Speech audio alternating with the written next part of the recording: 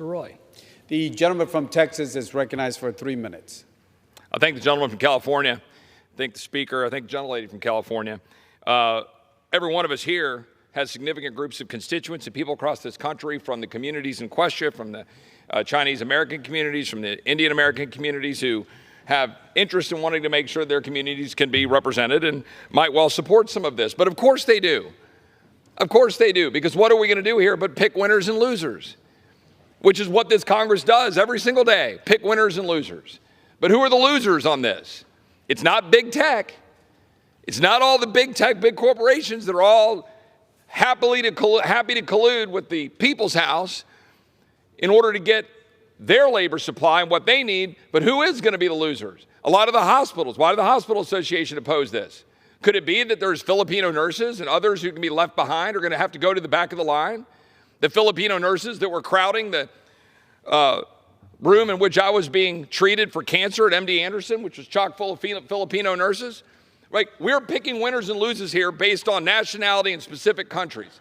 And the gentlelady from California just tried to mount a defense that we're not going to open the door to Chinese communists coming to the United States, but conveniently leaves out of the code all of the exceptions. The exception for involuntary membership, the exception for past membership, the exception for close family members.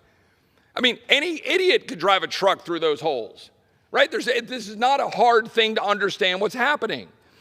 At the 11th hour, at the end of the 117th Congress, while Democrats are colluding with a bunch of weak-kneed Republicans in the Senate to pass a bunch of money that we don't have, to borrow more money that we don't have, to jam through a massive omnibus spending bill at the expense of the American people, this body is about to jam through a garbage immigration bill that will undermine people around the world seeking to come here who are going to be put to the back of the line while colluding with big tech and big corporate interests to do it. That's what's happening right now on the floor of the House. Because we never actually have full-throated debates about this stuff, contrary to what the gentlelady said. Oh, we just dismiss, say, oh, we have a couple of hearings. What, one witness mentioned something in a hearing and that constitutes a hearing? We're not having an actual debate here on the floor. We're having 30 minutes of each side getting up and saying their talking points, and then we'll have a vote, and then we'll move on. We're not going to be able to offer amendments on the floor because nobody in this body, none of the leadership of that side of the aisle, or frankly off in this side of the aisle, gives a damn about my right to be able to offer an amendment on the floor of this House as my constituents gave me the power to do.